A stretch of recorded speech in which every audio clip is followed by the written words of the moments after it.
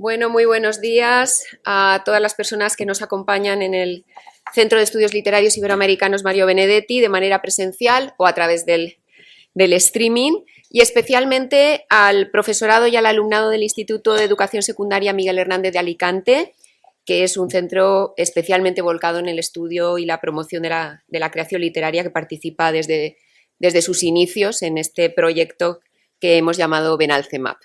Raquel, muchas gracias por tu confianza.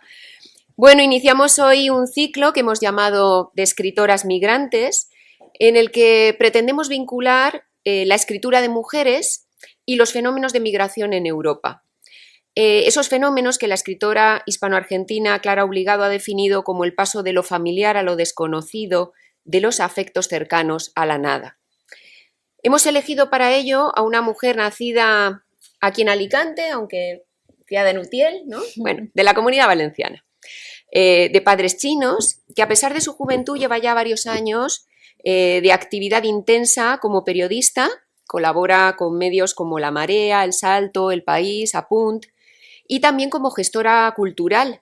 En su página web podéis encontrar testimonios de su proyecto Crecer en un Chino, que fue su trabajo fin de grado en periodismo, el trabajo con el que finalizó el máster en Construcción y Representación de Identidades Culturales, que cursó en la Universidad de Barcelona, información sobre la plataforma Tusanaje, de difusión de manifestaciones culturales de descendientes chinos en países hispanohablantes, con la que colabora, ya que ha organizado jornadas culturales como ese primer encuentro de la diáspora china en España, ¿verdad? El de Matadero, en Madrid.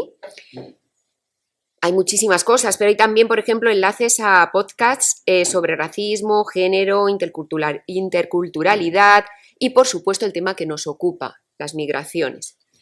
Y, claro, también poesía, En 2020, en plena pandemia, Paloma Chen ganó el segundo Premio Nacional de Poesía Viva de Lírica, que recibió en la RAE al año siguiente, con un discurso que también podéis ver en redes, en el canal de YouTube. Y en 2022 publicó su primer poemario, Invocación, aquí está, a las mayorías silenciosas, con letra versal. Le hemos pedido a la librería Compás que por favor nos traiga ejemplares hoy, que es un libro sobre el cual apuntaba Eugenio Viñas en El País. Recoge una lírica, dice él, a base de rabia y años de observación silenciosa desde aquel rincón en el comedor de Chinatown, entre rollitos de primavera y acumulando las cicatrices que le unen a los que han tenido que crecer en un chino, el título de su trabajo. Un libro que nos habla de la identidad, de la palabra, del que me gustaría extraer unos versos que quizá ella retome a lo largo de su charla, no lo sé porque ayer estuvimos conversando, pero olvidé preguntarte, que me sirven especialmente para presentar la escritura de Paloma Chen. Me esforcé en hablar, en la R, en hablar correctamente, en blanquear mi acento, en dominar las palabras que dominan a mis padres, que son dominados por las palabras que domino, y hoy mi voz ya no tiene color, mi voz ya no tiene historia, nadie sabe de dónde vengo. Muchas gracias, Paloma, por estar hoy en el CEMAP para hablarnos sobre cómo salir de la habitación propia sin intención de volver. Escritoras chinas sobre el hambre, el deseo y el viaje. Gracias, Paloma.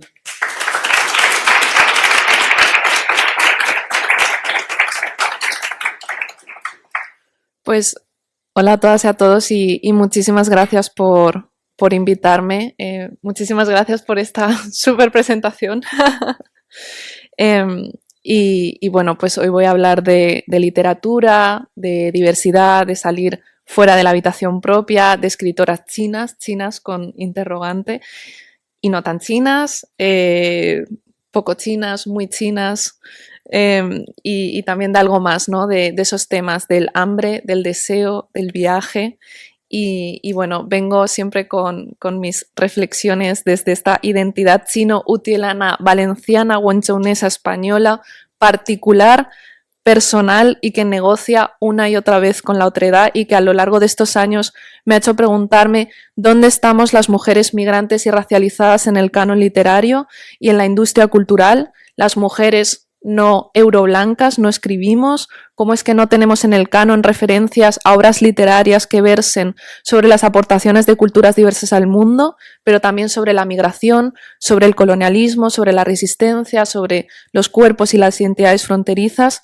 ¿Y cuántas obras hay en los currículos educativos sobre las nociones de identidad, legado, memoria y son promocionadas por las instituciones educativas y llegan al alumnado? Hay una ausencia muy grande de todo este tipo de obras y siempre está reforzando la idea de que existe una literatura racialmente homogénea, predominantemente blanca, caucásica, europea, y que es también la literatura a la que más fácilmente y normalmente tenemos acceso. Los 5 libros obligatorios que estudié en la asignatura de Literatura Universal en bachillerato, en mi caso hace ya casi 10 años, eran llamados clásicos, pero todos eran europeos, y con la misma lógica llamamos música clásica a la música europea y la diferenciamos así del folclore, de las músicas tradicionales, de lo que llamamos world music.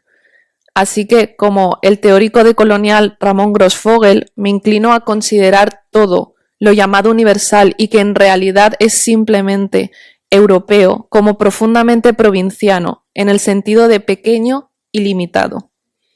Ramón Grossfogel se pregunta: ¿cómo es posible que el canon de pensamiento en todas las disciplinas de las ciencias humanas, ciencias sociales y humanidades, en la universidad, no solo occidental, sino en la universidad occidentalizada, se base en el conocimiento producido por unos cuantos hombres de 5 países de Europa Occidental: Italia, Francia, Inglaterra, Alemania y los Estados Unidos? Todo esto me hace preguntarme quién produce el conocimiento, en qué contexto y para quién. Porque es imposible la existencia de un conocimiento desubjetivado, descorporalizado. El conocimiento está siempre anclado y marcado por los sujetos que lo producen, y el lugar importa en cuanto a lo que se produce, por lo que no hay una literatura pura, universal, occidental. La literatura que leemos no ha llegado hasta el currículo obligatorio de una manera feliz, armónica, exenta de conflictos. ¿Por qué, por ejemplo, en España no estudiamos el legado literario del pueblo gitano? Y si lo hacemos, ¿por qué estudiamos autores no gitanos que utilizan formas artísticas o literarias aportadas por el pueblo gitano, pero sin reconocer su procedencia original? Estas reflexiones desde esta identidad china, otielana, valenciana o enchaunesa española pueden ser vistas siguiendo criterios hegemónicos como ejemplos de una experiencia particular y minoritaria en Occidente, y así nuestra literatura es tratada.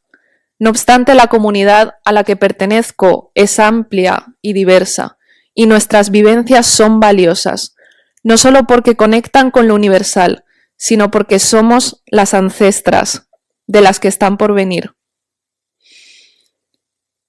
Una de ellas es la poeta chino-estadounidense Sally Wenmao, que en una entrevista con Zora Siemsen expuso: cuando perteneces a un grupo al que en realidad no perteneces, tiendes a verte en los ojos de los demás todo el tiempo. En ese sentido, tu identidad se ve comprometida. Ya no eres un yo, sino un ella, un ellos o un ello, un estereotipo. Estas palabras me golpean, me sacuden.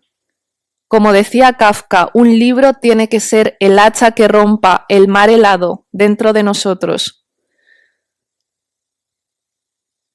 Y Oculus, el poemario de Sally Wenmao, que está en inglés, no está traducido al español, pero vengo también a recomendarlo, me sacudió, rompió el mar helado dentro de mí con este poema que juega a reconstruir la voz y la narración de Ah Fong Moy. ¿Quién fue Ah Fong Moy? En 1834 fue la primera mujer china que emigró a los Estados Unidos. Estaba siendo explotada por comerciantes americanos y mostrada como una pieza de museo. Ella era expuesta junto a objetos orientales que se vendían a la clase media blanca estadounidense. Y por eso, en este poema que os muestro en esta diapositiva, la voz poética de Ah Fong Moy habla de todo esto, ¿no? De cómo estos hermanos comerciantes americanos la han traído, están haciendo negocio con ella, la están exponiendo como pieza de museo. Y ese último verso dice: ¿era yo el animal ahí o lo eran ellos? Hablando de los visitantes, de las innumerables personas blancas que la están mirando con sorpresa, con pena o ambas. Por lo que sabemos, Afong Moy no produjo ni creó nada por sí misma que haya llegado hasta la actualidad. Quiero decir que no conocemos su voz real, su nombre real, pues todo material, todo registro que ha quedado es información escrita por un hombre blanco que la estaba mirando a ella. Así que Sally Wenmao escribe ese poema titulado El diario de Afong Moy, donde la dota de voz. Afong Moy tuvo un cuerpo que fue expuesto, pero no se le permitió usar su voz. Obviamente hay límites claros en un ejercicio como este. En la literatura no podemos dotar de una voz real a un personaje histórico que en la realidad nunca la tuvo porque se la quitaron. Pero el poemario de Sally Wenmao, como podríamos decir de toda buena obra literaria, es imaginativo, especulativo, una recreación que en palabras de la misma poeta escribió como una historia, no para los explotadores, sino para los explotados. Para mí es una resurrección, una reconstrucción de voces perdidas que al mismo tiempo reconoce el silencio que hay en los archivos históricos. La sensibilidad actual en España hacia en concreto las mujeres chinas sigue llena de estereotipos y prejuicios. Hipersexualización, fetichización, exotización, el estereotipo de mujer delicada, dulce, obediente, la asociación con la mafia o la inseguridad. Por supuesto, las mujeres chinas y asiáticas no somos intercambiables ni idénticas en nuestras experiencias y proyectos. No somos iguales. Estamos atravesadas por experiencias múltiples, por nuestra diversidad corporal y social, nuestra psique, nuestras condiciones de clase y distintos orígenes étnicos y nacionales. Pero la sociedad española tiende a describir a una mujer china con los mismos atributos que servirían para describir a otra mujer china. Un dispositivo generalizador que nos infravalora y nos construye en la otredad. Frente a una cultura visual abarrotada de jerarquías raciales y fetichismo hacia las feminidades asiáticas, autoras como Sally Wenmao y muchas otras defienden con ahínco la palabra. Y de algunas de ellas quiero hablar hoy, autoras que, como se titula esta ponencia, salen de la habitación propia sin intención de volver, hablan del deseo, del hambre, del viaje, lo que escriben es íntimo y político, son experiencias particulares pero no minoritarias, pues sacan a la luz la memoria histórica y los saberes colectivos. Y si hay una escritora representativa de lo que sería para mí una escritora china con interrogantes que escribe sobre el hambre, el deseo y el viaje, esa es Sam Mao. En China y Taiwán no es común encontrar a alguien que no haya oído alguna vez el nombre de Sam Mao, nacida en 1943, fallecida en 1991. Su figura ha ejercido fascinación en lectoras y lectores chinos que eran adolescentes en los años 70 y 80 del siglo XX y consumían sus obras con avidez. Sam Mao era un auténtico referente en China por sus viajes por España, por el desierto del Sáhara y Latinoamérica, que reflejaba en obras que se mueven entre la ficción y la autobiografía. Sam Mao ejerce sobre mí una doble atracción. Por una parte, por su figura romantizada, aunque algo old school en China, y por otra por el desconocimiento general de su figura y obra en España. Pues habiendo escrito y publicado en chino, en los 70 y 80, no ha sido hasta el 2016 que se empezó a traducir al español y a publicar a Sam Mao. Estas son las 3 colecciones de relatos que hay disponibles hasta ahora por parte de la editorial barcelonesa Rata: Diarios del Sáhara, Diarios de las Canarias y Diarios de Ninguna Parte. A Sam Mao, como antes has mencionado, el máster que hice en la Universidad de Barcelona, Construcción y Representación de Identidades Culturales, hice una breve investigación. Aquí podéis ver como una foto mía siguiendo los pasos de Sam Mao por las Islas Canarias. ¿De qué trata este trabajo? Bueno, leer a Sam Mao en diálogo siempre con mi propia historia vital y con los temas que trabajo me hizo pensar, por supuesto, sobre la identidad. Y Stuart Hall, teórico icónico sobre la identidad, en su famoso texto ¿Quién necesita identidad?, dice que en referencia a esta pregunta, en respuesta a esta pregunta, radica en su carácter central para la cuestión de la agencia y la política. Y en este texto el teórico habla de la incomprensión y la trampa en la que caen conceptos como identidad o el que él prefería usar, identificación. Y Stuart Hall explica que normalmente conocemos como identificación o identidad el reconocer un mismo origen o unas características comunes con otra persona, grupo o ideal, y por tanto al que nos unen también unos lazos de solidaridad y lealtad. Pero Stuart Hall, en contraposición a esta definición naturalista y esencialista, trabaja con una idea mucho más fluida, mucho más estratégica, mucho más posicional de la identidad. Y dice, es una construcción, es un proceso nunca terminado, siempre en proceso, no está determinado, en el sentido de que siempre es posible ganarlo o perderlo, sostenerlo o abandonarlo. Aunque no carece de condiciones determinadas de existencia, que incluyen los recursos materiales y simbólicos necesarios para sostenerla, la identificación es en definitiva condicional y se afinca en la contingencia. San Mao es mucho más que la mujer china que viajó por el desierto. Todas, todos somos mucho más que las etiquetas que nos pone la sociedad.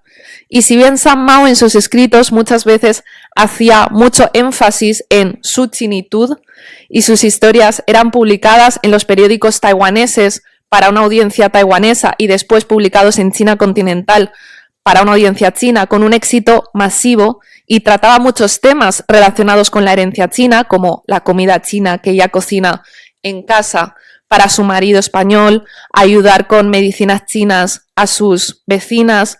Ella también enfatizaba una y otra vez una eterna condición de extranjera y de nómada, pues como todas nosotras, San Mao también es un sujeto de su tiempo, una época caracterizada por una creciente fragmentación y fracturación derivadas de los procesos de migración, globalización, neoliberalismo, etc. Y en un fragmento de Diarios de Ninguna Parte hay una carta enviada desde las Canarias a sus padres y San Mao alude a su sangre china, manteniendo de algún modo esa unidad de su identidad, pero habla de que su corazón se siente español y dice: durante el viaje os he ido enviando cartas en las que manifestaba una y otra vez que quería marcharme de este lugar para ir en busca de una nueva vida. Pero al llegar a España y empezar a hablar en español, he cambiado de parecer. Amo demasiado este país y también las Islas Canarias. Aunque corre sangre china por mis venas, España es mi amor y durante 6 años eché raíces en África. Me parece importante acentuar el carácter narrativo, ficcional del proceso identitario y aún así apuntar a que las identidades a lo largo de la historia y por supuesto en nuestro contexto actual son herramientas políticas, discursivas, materiales, por mucho que en parte se sustenten en lo imaginario y lo simbólico. Y lo son porque surgen en las tensiones y fracturas de las modalidades del poder y no solo sirven para marcar diferencias, sino que se construyen a través de la diferencia misma. Seguimos con autoras chino-españolas, nos venimos al presente, a un presente de hecho muy reciente, pues quiero hablar de Susana Ye, que acaba de publicar su primer poemario titulado Trashumante en arenas movedizas con la editorial El Rey de Harlem. Ella es periodista y escritora y de hecho es criada en estas tierras, Alicante, aunque ha vivido muchos años y ahora está viviendo ahí en Valdemoro, en Madrid, y a veces se ha definido como alicantina. Hizo un documental titulado Chiñoles y Bananas, que también puedo decir que es el hermano mayor de mi trabajo documental Crecer en un chino. Y he tenido la enorme suerte de escribir el prólogo de Trashumante en arenas movedizas. Me gustaría leeros primero un fragmento de este prólogo donde hablo precisamente de la presencia del hambre, del deseo y el viaje en la poesía de Susana Ye, también de una pequeña entrevista que le pude hacer para El Salto y, por supuesto, de alguno de sus poemas. Esta es la primera invitación a desplazarse en arenas movedizas. La primera invitación siempre requiere del racional consentimiento de la lectora.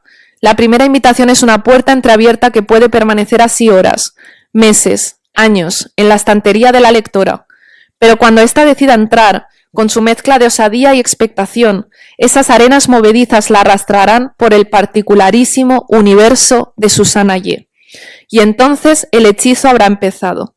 La lectora podrá salir partiendo de la dudosa hipótesis de que una puede realmente salir de lo poético, para seguir con su vida tangible y concreta.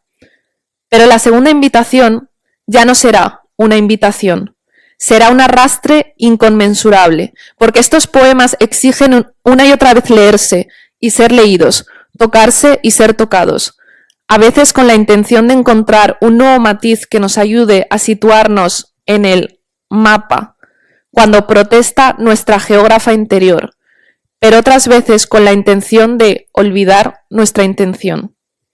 De estos poemas se destila la esencia del misterio del desplazamiento. La voz poética no cesa de moverse. Las arenas movedizas son un no lugar. Existen precisamente porque se mueven y no son en la quietud. Pero eso no implica que carezcan de cuerpo o de la materialidad de la verdad. A veces esas arenas movedizas son desierto, otras ciudad, incluso océano, también idiomas extranjeros. ¿Pero no es toda la poesía acaso ya un idioma extranjero?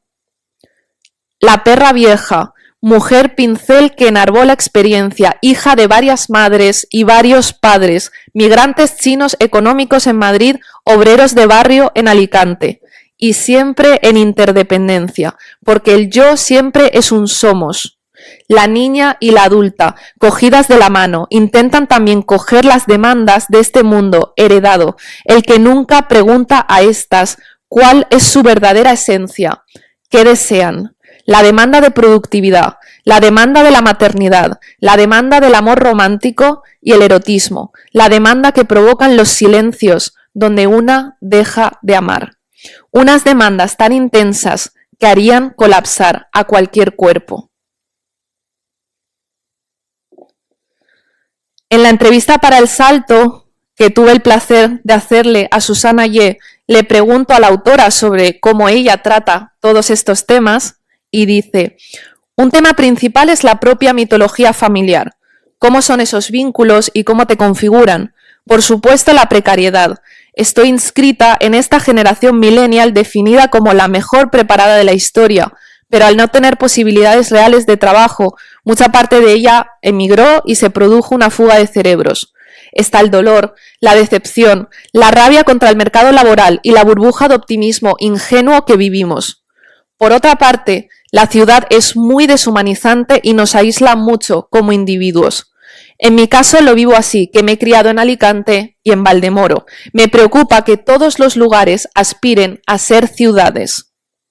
Otro tema del libro son las relaciones de pareja y de qué modo siguen operando bajo lógicas de binarismo de género, de posesión, etc. Al final, toda la obra es un autocuestionamiento, pero a la vez una afirmación constante, porque no me queda otra, porque te estás narrando tú misma, pero la memoria es fragmentaria y traicionera. Yo misma no soy la fuente más verídica, pero solo me tengo a mí.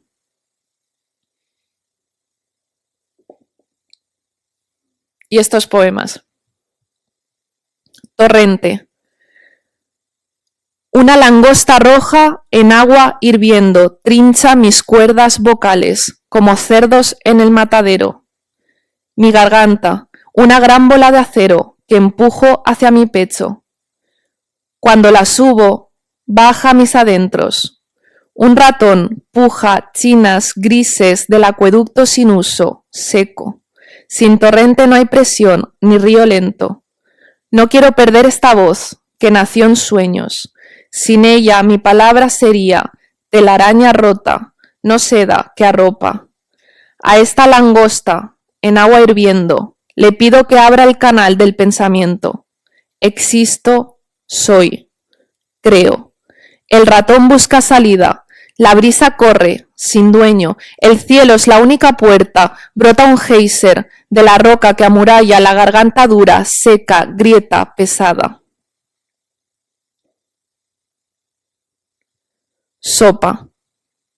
La vida sería mucho más agradable si uno pudiera llevarse a donde quiera que fuera los sabores y los olores de la casa materna. Laura Esquivel.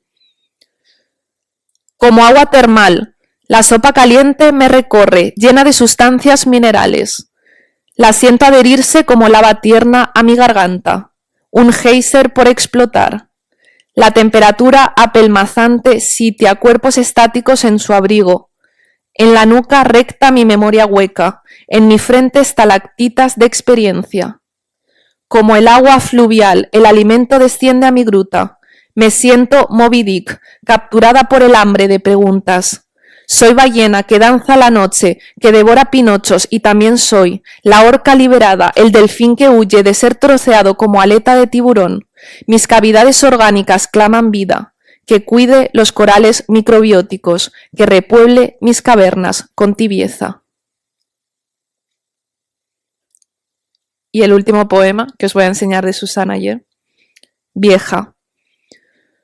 Cuando falle el apetito, admiraré la carne abundante y esponjosa de otros músculos en movimiento.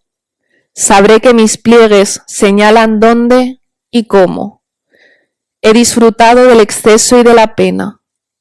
Todo mueble es arte si su forma no la cubren sacos abiertos. La utilidad mata la idea.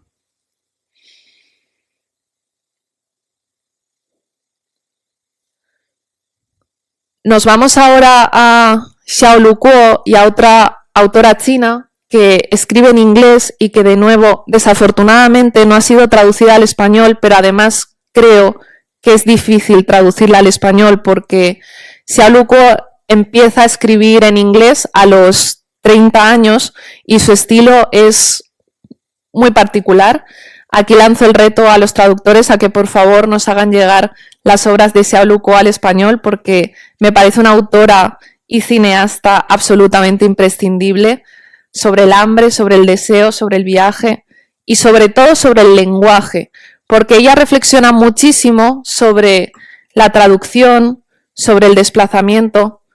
Ella nace en China y migra a Europa con 30 años, forma una familia en Inglaterra y su obra está llena de reflexiones sobre el amor, la identidad, los vínculos. Y la verdad es que os recomendaría todas sus obras desde, bueno, también es cineasta, ¿no? Y desde su película Xia Chinese, ella, una joven china, hasta sus libros A Concise Chinese English Dictionary for Lovers, un conciso diccionario chino-inglés para amantes, o uno de sus últimos libros, una autobiografía llamada Radical, A Life of My Own, donde cuenta el año que pasa siendo profesora en Estados Unidos y dejando a su marido y a su hija en Inglaterra temporalmente. Y este título, el de Radical, es un juego de palabras entre el significado de radical como transgresor, como de ir a la raíz o lo más extremo, con también radical, que es como se le llama a la parte básica y esencial de la que están formadas los caracteres chinos. Y lo que hoy os traigo es un fragmento de un ensayo que escribió para un libro maravillosísimo llamado Letters to a Writer of Color, que sería como cartas para un escritor o escritora de color o escritor racializado, y es un libro absolutamente inspirador. Y en él Xiaolu Kuo escribe lo siguiente, y os voy a leer un poquito, está traducido por mí, así que no tiene como la belleza del original en inglés, por supuesto. Solía escribir y pensar en caracteres chinos. Luego, a la edad de 30 años, pasé a escribir en inglés. Pero cuando escribo en inglés, no pienso del todo en inglés. Tengo que autotraducirme. La autotraducción no es traducción, tal y como la conocemos normalmente.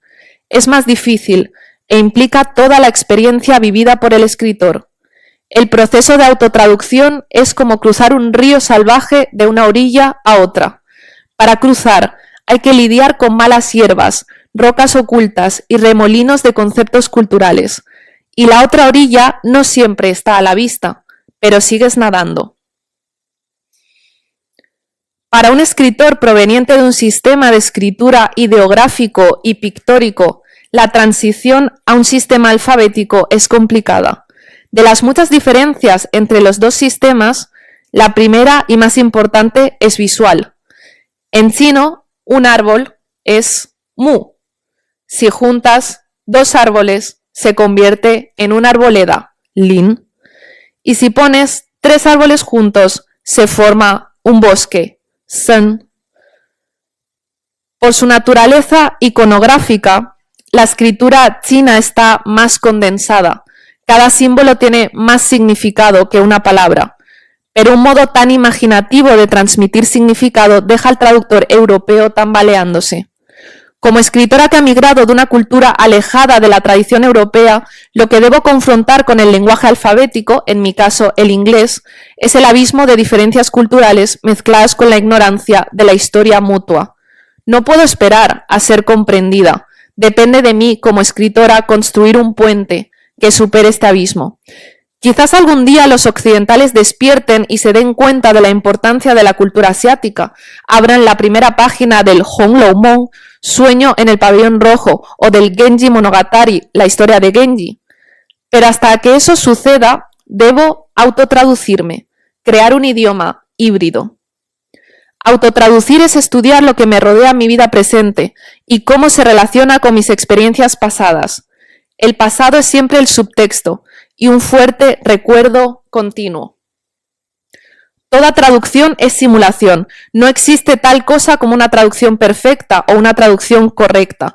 Por ejemplo, los chinos utilizamos muchas metáforas, tal vez en parte por la antigüedad histórica y la tradición poética. Decimos agua que fluye no se pudre, liu shui pu fu. Es decir, una vida sana es aquella que sigue moviéndose y da la bienvenida al cambio. Decimos, cuando el árbol caiga los monos se dispersarán. Su tao hou san, para hablar de la fragilidad de la fortuna. Decimos, tirar un ladrillo para conseguir un jade. Pao zhuan yin yu. Es decir, lanzar ideas simples y modestas para atraer la verdadera sabiduría de los demás. Decimos, mueve un árbol y éste morirá, pero mueve a una persona y ésta vivirá. Su no si, ren no huo. Para decir que la vida humana trata de actividad y cambio. Pero si uno traduce estas metáforas directamente al inglés, sin reinventarlas, suenan falsas, especialmente para los oídos europeos. La palabra traducir se traiciona a sí misma. Proviene del verbo latino transferre, que significa transmitir. Una buena traducción nunca es realmente una traducción, es una reproducción creativa. Y Xiao Lukuo, hablando específicamente de cómo construyó los diálogos de una novela, dice: lo que recuerdo de haber escrito ese libro es que tuve que construir un reino lingüístico único en mi cabeza y en mis labios, un mundo híbrido. Los personajes no hablan ni chino ni inglés, sino el inglés roto de Xiao Lukuo. Y si el inglés roto, el inglés híbrido de Xiao Lukuo funciona en esa novela, eso es todo lo que importa. El ensayo entero de Xiao Lukuo, si lo podéis leer, por supuesto, os lo recomiendo muchísimo y me hizo pensar mucho sobre cómo el lenguaje nos atraviesa, lo habitamos, pero del mismo modo como nosotras atravesamos el lenguaje y somos habitadas por este. Hay un autor español y chino, Min-Ke Wang, que también ha reflexionado en sus obras sobre todo esto. Él migró de China a España con 10 años, su literatura es vanguardista y experimental, y una de sus obras clave precisamente es esta obra híbrida entre el teatro y la poesía que se llama Un idioma propio. Es una obra en 3 partes y en la primera parte la protagonista es una familia que está huyendo del régimen comunista chino y se exilia en España. Y en este nuevo país, como dice la sinopsis de la obra, se despoja al sujeto del idioma natal. La identidad primera ha sido aniquilada y el esqueje trasplantado debe horadar el sustrato extranjero para hallar una gramática propia sobre la que cimentar una identidad híbrida y en continua involución. Os leo un fragmento de la obra, cortito, para que también veáis el interesantísimo estilo en el que escribe Min Ke-wan. Creedme, el obstáculo es el idioma mismo. Debéis grabar largos parlamentos ajenos en vuestras neuronas de acceso directo. Solo así transitaréis por las veredas inconscientes de la sintaxis y estaréis deformando paulatinamente el aparato fonador para pronunciar sus variados y casi indiferenciables fonemas. La gramática es cambiante de continuo, pero hay algunas reglas permeables y otras intuiciones licuadas que os permitirán seguir su curso de repetición y diferencia. Soy el mascarón de proa y no sé si me va bien el papel en esta intriga lingüística. ¿Sabéis que he tenido que renunciar a mi niño? Tal vez fueran los palpos o las maxilas del lenguaje mismo las que lo trituraran. Si quiera ser la carcasa prepúber que interpreta en segunda potencia el papel de cada miembro de la asamblea, no en un idioma propio, sino en un idioma extranjero dentro del propio idioma.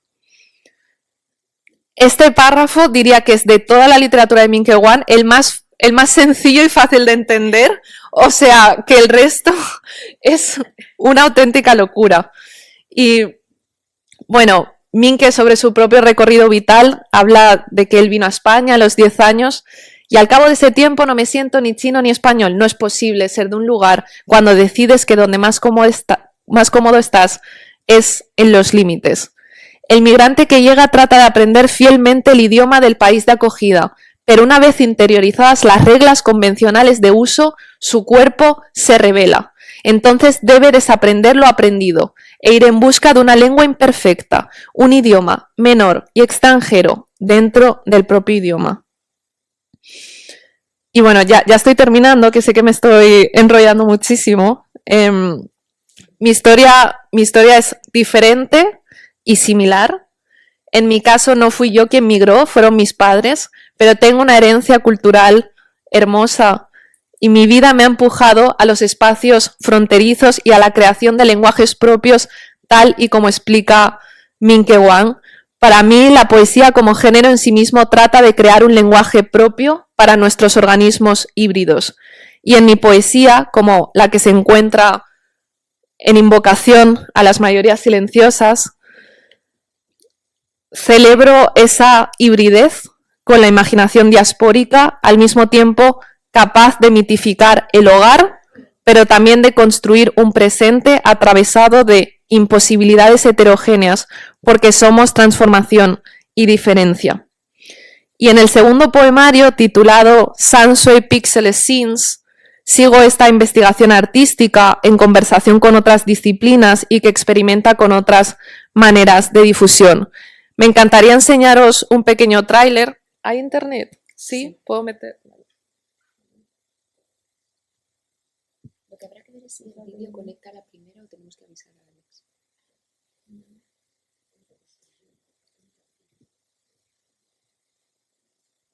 Igual tienes que poner el enlace y pasarlo al Google.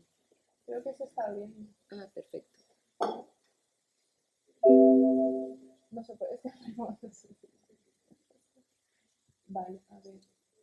Finalizar la presentación.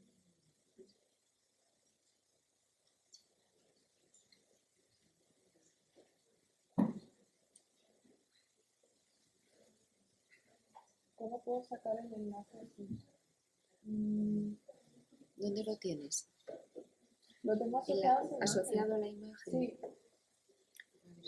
A ver. Sí, bueno, lo tengo aquí.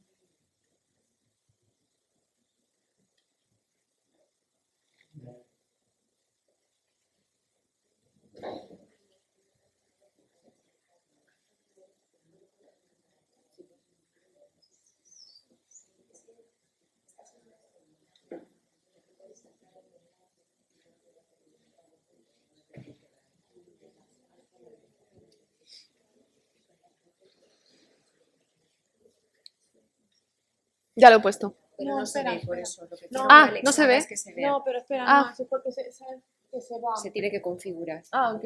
No, pero eso es porque se va muchas veces.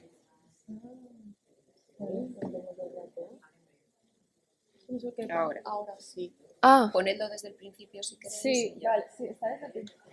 Ahí estamos. Ahí. No se escucha, ¿no? Bueno, si no se escucha da igual. Si no se escucha da igual. Sunshine Pixel Scenes es a la vez un poemario digital y una app de fondos de pantalla para móviles y tablets disponible tanto en Google Play como en la Apple Store. Tiene escenas animadas de pixel art, que es una estética normalmente asociada a los videojuegos. Y estas escenas están inspiradas tanto en elementos de la cultura tradicional como moderna de China. Y en este vídeo podéis ver un poco cómo funciona la aplicación. Las escenas están creadas por 4 súper reputados pixel artists nacionales, internacionales, que tienen un seguimiento muy importante en Internet y entran en diálogo con los poemas que el usuario Pues el lector... encanto de los lugares abandonados, teñido. Exacto. El usuario lector puede tanto leerlos como escucharlos de mi propia voz. Y los puede leer en español, en valenciano, en inglés y en chino y escuchar de mi voz en español como si fuera un audiolibro. Ahora mismo está aquí presente Néstor Torres, que fue mi profesor de valenciano en UTIEL y que me ayudó a traducir mis propios poemas al valenciano. Gracias, Néstor, por estar aquí además y por enseñarme valenciano.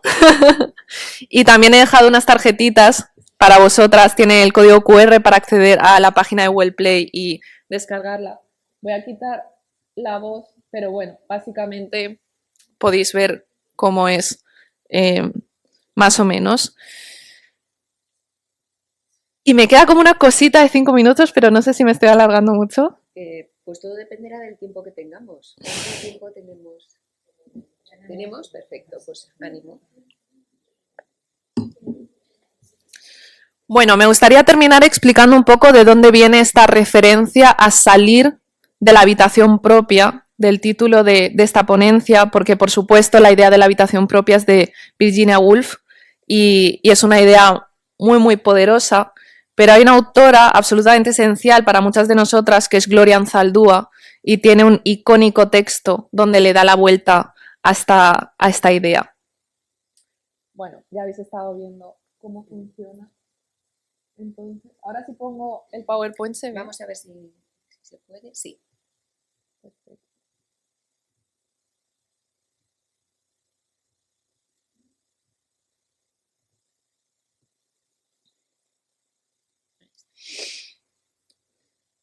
Anzaldúa habla de cómo para muchas mujeres migrantes y racializadas, ante la imposibilidad de tener una habitación propia, lo que deben hacer es no renunciar a la idea de escribir, al contrario, escribir en cualquier parte. Y creo que las autoras que he comentado hoy así lo hacen, escriben siempre en movimiento. Y este famoso texto de Anzaldúa dice: olvídate del cuarto propio y escribe en la cocina, enciérrate en el baño, escribe en autobús o mientras haces fila en el departamento de beneficio social o en el trabajo, durante la comida, entre dormir y estar despierta. Yo escribo hasta sentada en el excusado. No hay tiempos extendidos con la máquina de escribir a menos que seas rica o tengas un patrocinador. Puede ser que ni tengas una máquina de escribir. Mientras lavas los pisos o la ropa, escucha las palabras cantando en tu cuerpo. Cuando estés deprimida, enojada, herida, cuando la compasión y el amor te posea. Cuando no puedas hacer nada más que escribir. Estas autoras forman parte de esta... Uy, se ha puesto esto. Estas autoras forman parte de esta genealogía, salen de la habitación propia sin intención o sin posibilidad de volver y tienen que renegociar y rearticular sus identidades constantemente. Ahí reside quizás su mayor creatividad. Tengo fe en que en la frontera nuestros universos personales se tocan, donde existe la posibilidad de algo bello y extraño que aún no hemos descubierto, algo nuevo hecho de lo viejo, algo como dijo Salman Rushdie, normalmente suponemos que siempre perdemos algo con la traducción, pero yo me aferro obstinadamente a la noción de que algo también se gana. Muchas gracias.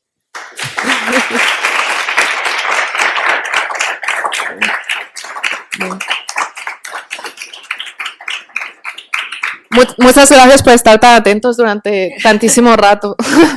Bueno, pues si queréis vamos a abrir una ronda de preguntas, de comentarios, un diálogo con Paloma y bueno, quien quiera romper el hielo, Noelia.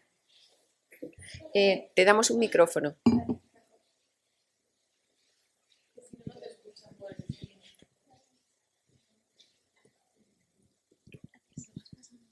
Vale.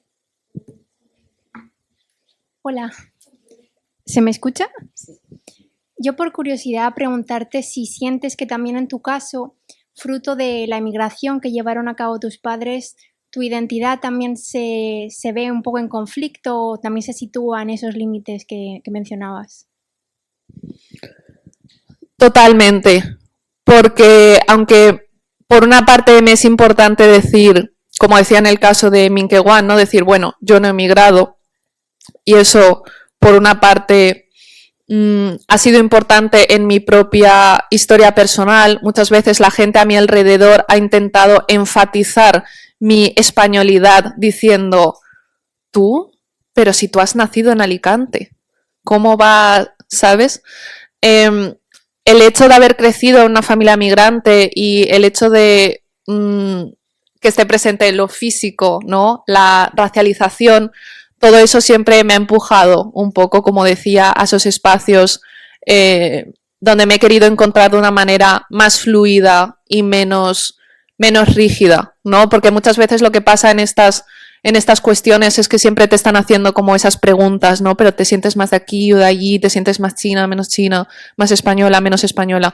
Y esas constantes preguntas que vienen del exterior y que llegan a tu interior, pues van a estar todo el rato ahí, o sea, van a ir y venir, ¿no? Van a ir y venir. Entonces, por supuesto, o sea, muchas veces han sido identidades que han estado en conflicto y yo creo que la literatura me ayuda a hacer que convivan.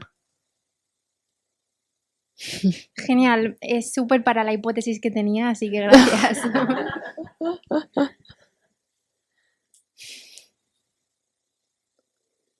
Bueno, mientras se animan otros. Ah, vale. Hola, muchísimas gracias. Pues mi pregunta es, ¿en qué momento de tu vida entraste en contacto con el arte, con la poesía? ¿Qué pulsión sentiste? ¿A qué edad? O sea, ¿qué pasó ahí para que necesitases sublimar a través de la palabra? Esa es la pregunta.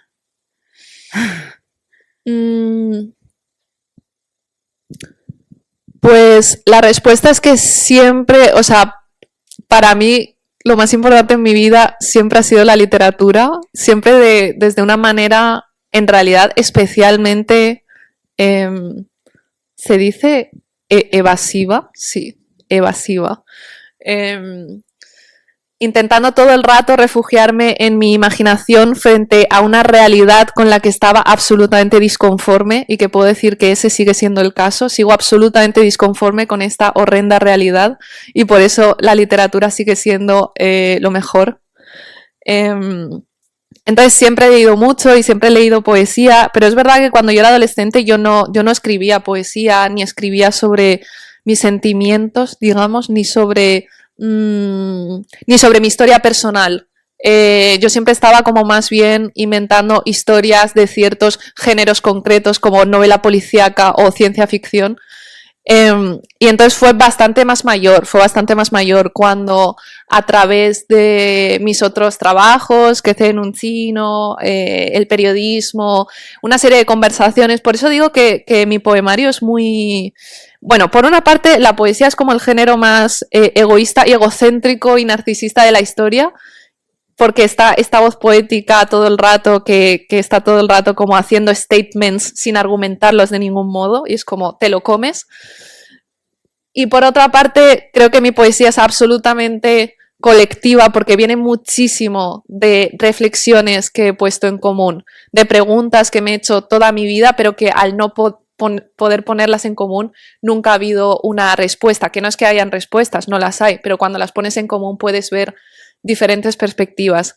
Entonces ha sido más o menos así, ¿no? Siempre he escrito, pero escribir poesía ha sido una cosa como mucho más reciente y además una necesidad mucho más, como que siempre ha estado ahí, pero como que el grifo estaba atascado y estabas todo el rato como intentando desatascarlo y no podía ser y de repente hace ¡ah! Y no deja de salir, ¿no? Pues así fue ese sentimiento, así fue ese momento, sí.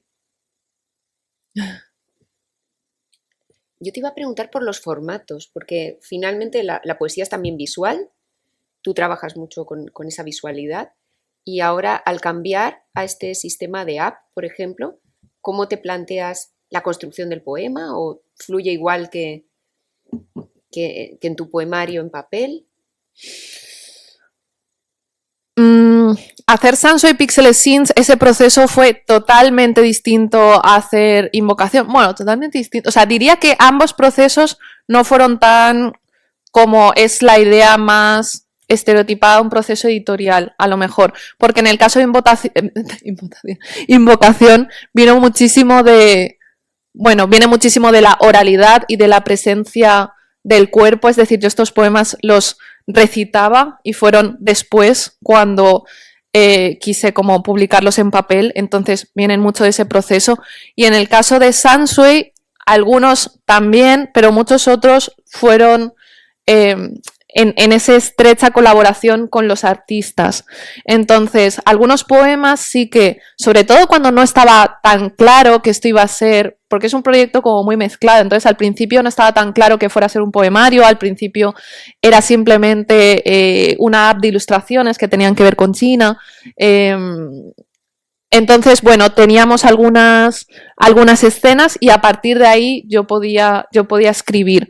Pero para otros poemas, por ejemplo, yo ya tenía como los poemas, se los presentaba a los artistas y esos artistas con total libertad, o sea, proponían ideas, hacían los bocetos, o sea, hacían las ilustraciones. Y es verdad que algunos de los elementos que ellos proponían luego a mí también me inspiraban y luego los poemas también sufrían esos cambios. Entonces ha sido bastante distinto en cada parte del poemario.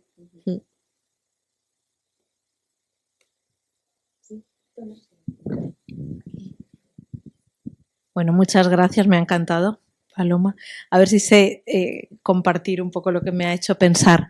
A ver, la pregunta, pero luego intento explicarlo, es ¿cuándo termina la diáspora? Es decir, has utilizado ejemplos de personas que han migrado, tú eres hija de migrantes, es decir, ¿dónde está el fin de esta diáspora, de este sentimiento de diáspora? Sobre todo teniendo en cuenta cuánto nos atrapan las palabras, ¿no? Porque, por ejemplo, migrantes, ¿hasta cuándo migrantes? ¿Quiénes migrantes? ¿Quiénes se pueden identificar como sujetos migrantes, ¿no? Aunque no hayan migrado, ¿no? O, por ejemplo, la palabra racializada, ¿no? Que tú has utilizado, porque esto de no podemos desmontar la casa del amo con las herramientas del amo, ¿no? Implica que no somos racializadas personas como yo, por ejemplo, en según qué contextos. Pero bueno, esta era la idea, ¿no? Que cuándo termina la diáspora, si es que termina, y luego también las resonancias que me ha traído un poco las reivindicaciones de afrodescendientes en España. Son muy buenas preguntas, son reflexiones y debates que son de absoluta actualidad, diría, en el movimiento antirracista, en el movimiento feminista, bueno, o sea, el tema del lenguaje. Entonces, bueno, en mi caso es esa combinación entre elecciones estéticas, estilísticas, políticas, de yo cierto lenguaje, pensar que incluso aunque no sea exactamente... aunque no describa nada de manera perfecta y aunque tenga, por supuesto, muchos muchos problemas, o sea, lo importante es la problematización, o sea, lo importante es poder crear estos espacios para poder hablar de qué problemas tienen esas palabras. Yo las suelo usar porque me parecen útiles, ¿no? Es lo que hablaba del tema de las identidades, al mismo tiempo que creo que las identidades son inventadas y son problemáticas porque nos diferencian y porque nos separan, al mismo tiempo que creo eso, también creo que son útiles para las luchas políticas en determinados contextos. Entonces, es verdad que es muy complejo porque no es una respuesta de blanco o negro, no es una respuesta de A, B, C, no. Entonces, bueno, lo que has mencionado, por ejemplo, la palabra de persona racializada, hay muchísimas personas que no la utilizan, que es muy problemática en determinados contextos. El tema de la diáspora, de sentirse diáspora, pues de nuevo también, yo eso al final lo veo como algo, yo pienso que lo personal es político, pero ante todo es verdad que es muy personal, es decir, hay muchísimas personas en mi misma situación, es decir, objetivamente como mi misma situación de hija de migrantes chinos que han nacido en España, etcétera, que podría estar en desacuerdo con todo lo que yo he sentido o todo lo que yo pienso, opino o propongo, ¿no? Es decir, que se pueden pensarse a sí mismas, concebirse a sí mismas y situarse políticamente como totalmente españolas o como totalmente chinas o simplemente como catalanas, valencianas y alejarse como de todos esos conceptos. Entonces, es cierto que llamar a los hijos e hijas de migrantes también migrantes también nos hace pensar todo el rato en ese ¿hasta cuándo? ¿No? Eso que estabas tú diciendo, ¿hasta cuándo? Es decir, somos eternos migrantes y todo el rato estamos llegando a un sitio, pero nunca estamos siendo en ese sitio, ¿no? Todo el rato de dónde eres o de dónde vienes y nunca dónde estás o hacia dónde estás yendo. Entonces, estoy totalmente de acuerdo en que necesitamos más literatura y más de todo, es decir, hecha por migrantes, hijas, hijos de migrantes, no migrantes, lo que sea, es decir, más allá de todos los temas posibles, pero en mi caso estoy como muy, muy, muy comprometida con hacer una literatura que habla mucho de mi chinitud, al menos en este momento, y lo conecto con la primera poeta chinoamericana de la que os he hablado, Sally Wenmao, porque y conectándolo con la lucha afrodescendiente en este caso y por supuesto en España en el caso de la comunidad asiática activista tenemos fuerte inspiración y fuerte amistad con las reivindicaciones de la comunidad afrodescendiente aquí en España, pero yéndome a muchísimos debates que ha habido en la literatura en Estados Unidos, Sally Wenmao decía que los escritores de color, los escritores racializados en Estados Unidos muchas veces están intentando, pues eso, ¿no? Como, y es comprensible, o sea, escapar de esa etiqueta. O sea, ¿por qué tengo que yo ser un escritor negro? ¿Por qué tengo que ser un escritor asiático-americano? ¿Por qué me tienen que poner esa etiqueta? Y al final, y yo diría que me acerco un poco a esa opinión, es que al final ese deseo es totalmente comprensible, pero a mí no me parece...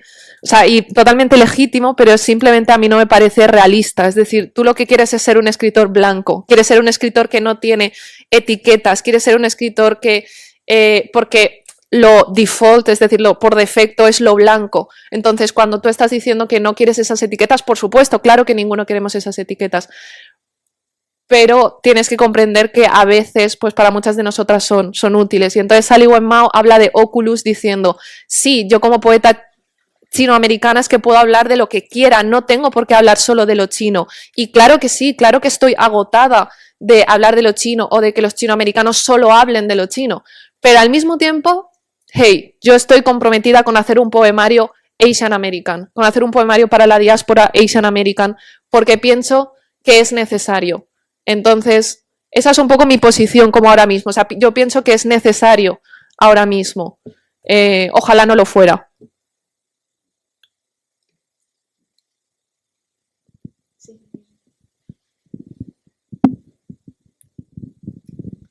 Bueno, a mí me ha encantado la charla, la he disfrutado muchísimo.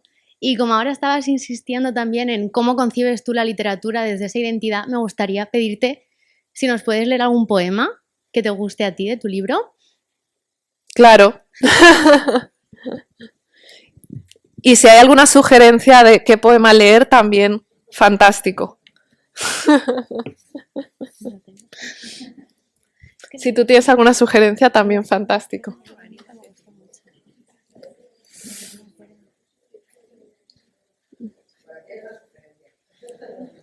A ver que la escuche. En nuestra clase de literatura leímos algunos poemas tuyos y uno que nos gustó mucho fue Delicado y era para pedirte que se pudiera leer. Vale.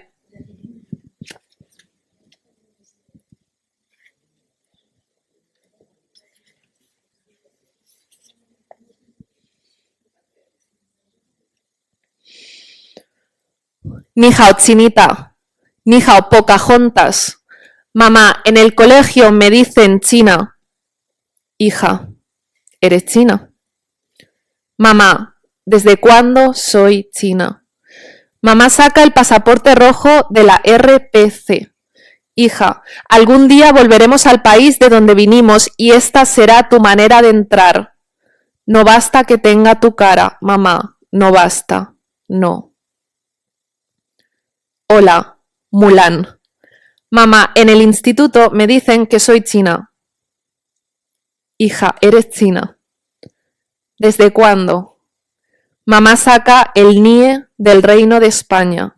He sacado cita previa, caduca en 6 semanas.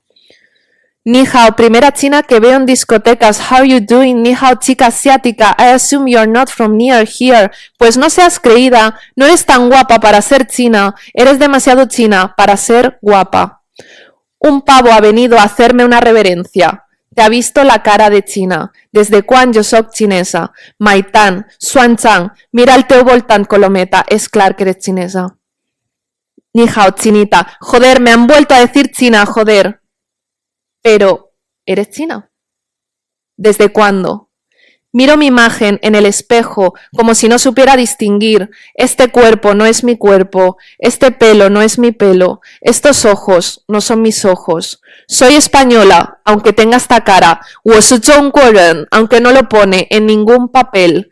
Nadie esperaba esto, yo no esperaba esto. Hola, primera china que veo recitando poemas. Sí, señora, el resto de chinos solo cultivan arroz y producen virus.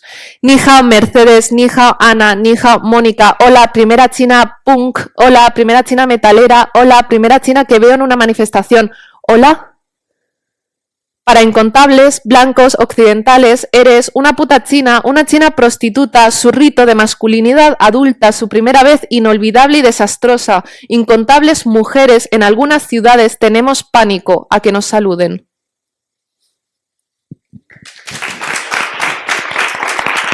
Gracias.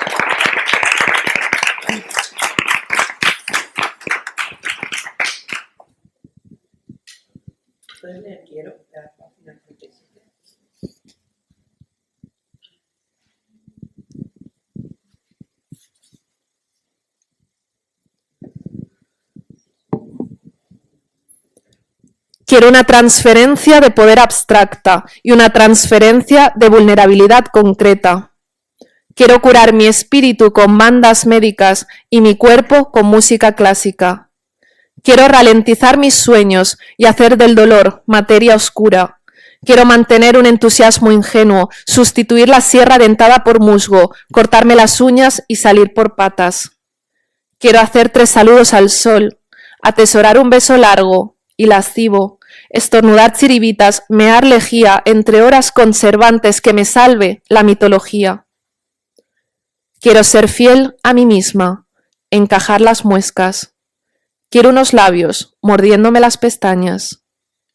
Quiero dejar de correr hacia la meta de salida y empezar a perseguir el brillo del amanecer inflamado. Quiero. Mi voluntad se dobla y por eso no se romperá jamás.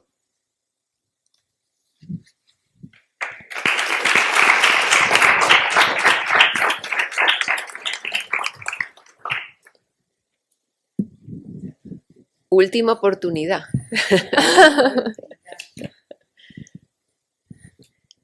¿Pedimos un poema más?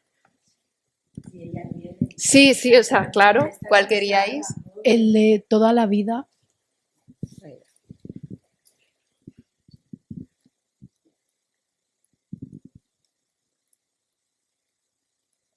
A ver, ¿qué página está?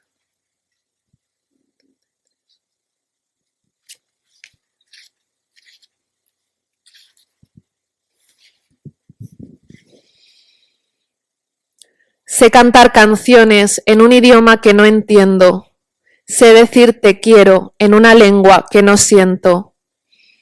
El verbo que me ha sido dado no me puede atrapar. ¿Qué sabe este diccionario de mi pueblo, mi historia o mi identidad? ¿Es el negro un infeliz, un infausto, un desventurado? ¿Borrar el racismo del lenguaje es un trabajo de chinos? Pero es que son expresiones de toda la vida. Es que hemos dicho esto toda la vida. Es que esto lo ha escrito Pérez Reverte toda la vida.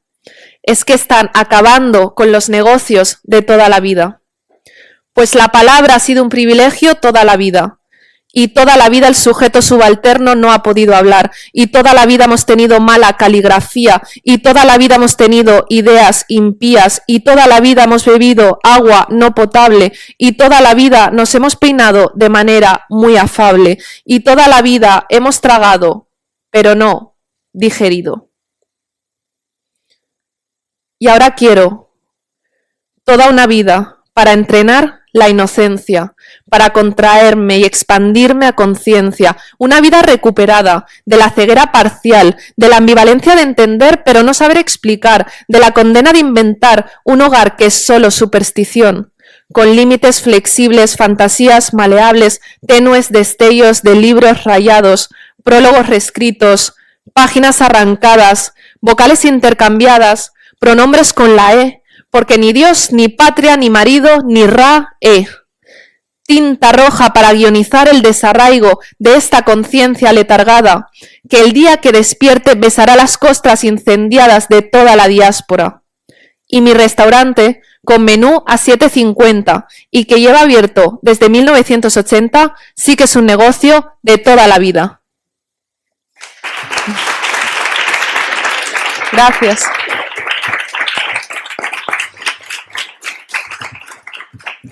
Bueno, muchísimas gracias, Paloma. Ha sido una experiencia, efectivamente, escucharte, compartir, y creo que no ha habido mejor manera de reflexionar sobre estos procesos de migración. Os convocamos a las próximas sesiones que tendremos sobre este tema con distintas culturas, porque efectivamente lo que nos interesa también es observar cómo al final estas problemáticas confluyen. Y confluyen incluso cuando la lengua supuestamente es la misma. Tú has hablado de esos trasvases chino-inglés, chino-español, pero ocurre también cuando uno es argentino o es mexicano y llega a España y no es el mismo español. Bueno, trabajaremos entonces todas estas cuestiones y seguiremos disfrutando a lo largo del curso. Muchísimas gracias, Paloma, por estar con nosotros hoy. Gracias.